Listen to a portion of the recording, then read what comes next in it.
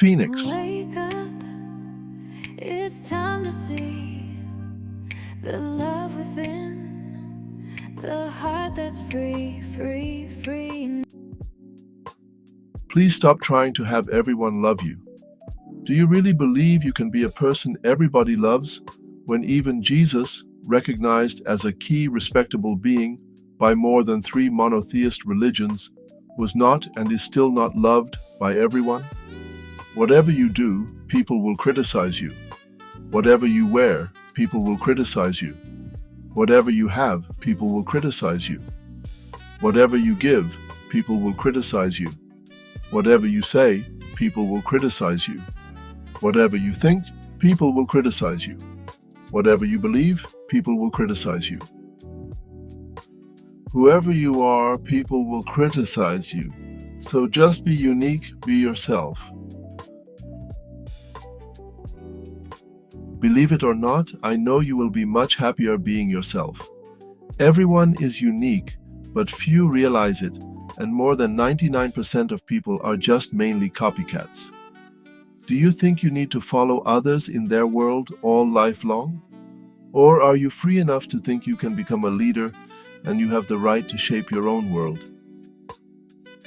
Please learn to and start to perceive who you really are and embody it enough to give birth to your true self.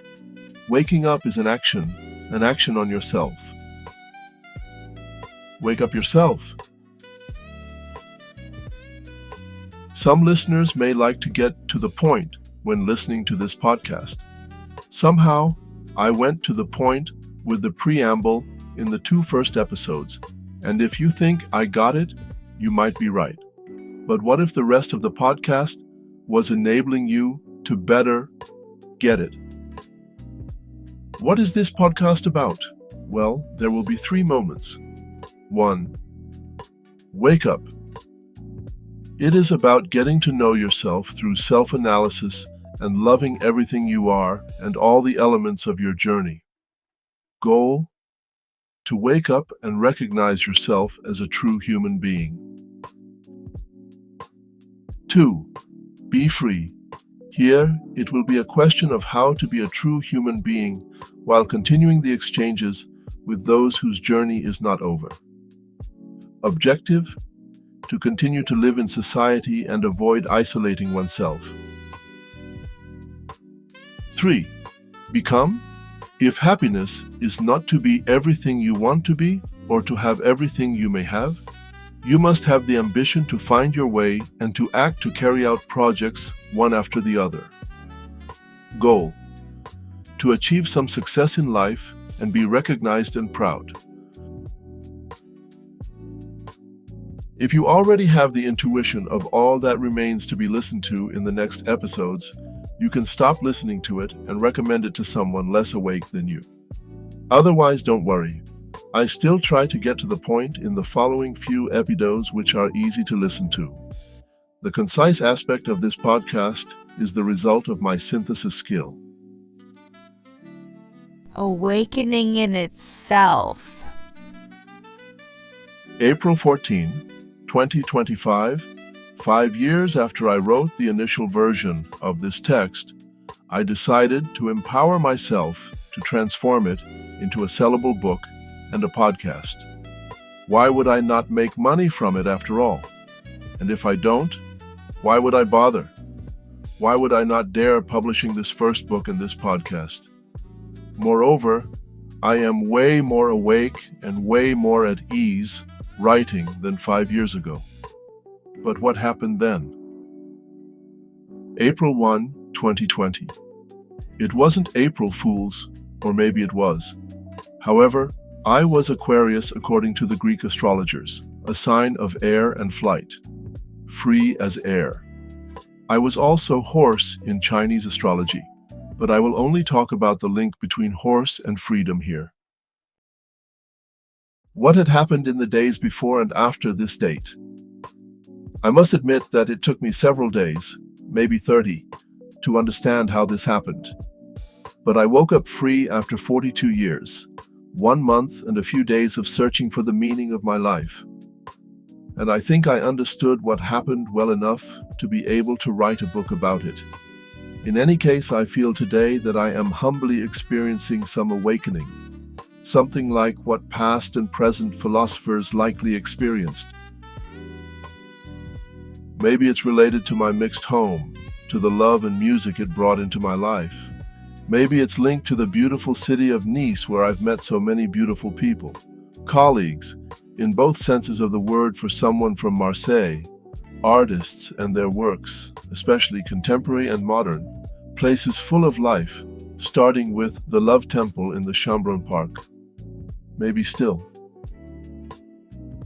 No, in fact, I now understand that each step, each meeting, each trip, each reading, each event, in short, everything that brought me to Nice on April 1st, 2020, played a role in the awakening that I have just experienced in my 40s.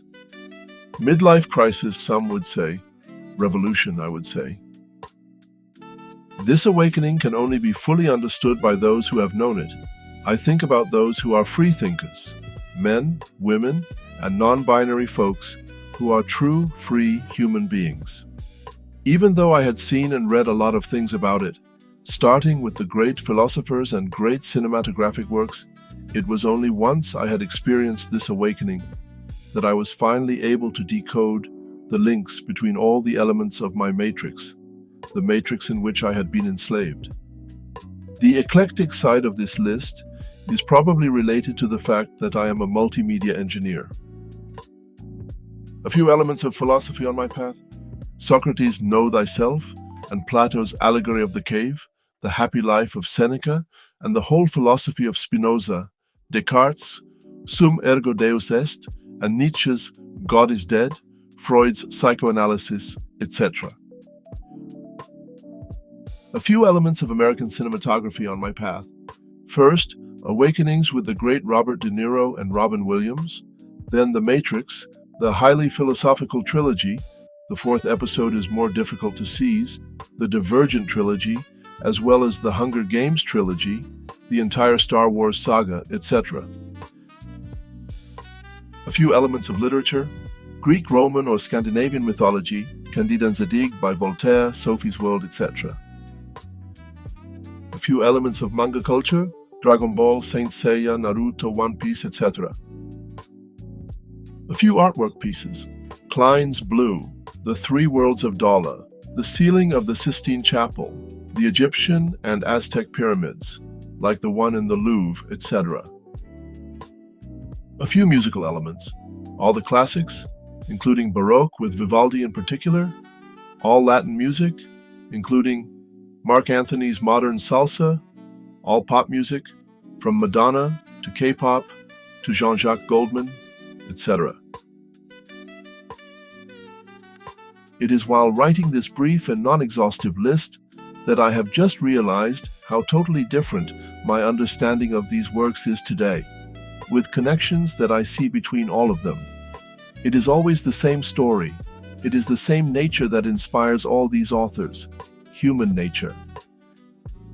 Awakening has allowed me to decode the matrix, to see associations that few see.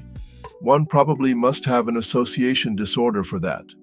Between the blue and the red pill of the famous scene in The Matrix with Morpheus, I chose a non-binary way to answer, that is, not to answer. Neither angel nor demon, simply human. Truly human, one could say. The way to true happiness could also say Spinoza. For each work referenced, I could summarize in a few paragraphs why this work is linked to awakening. I may do so, but not in this podcast, which is intended to be concise and not intended to be a podcast of art analysis.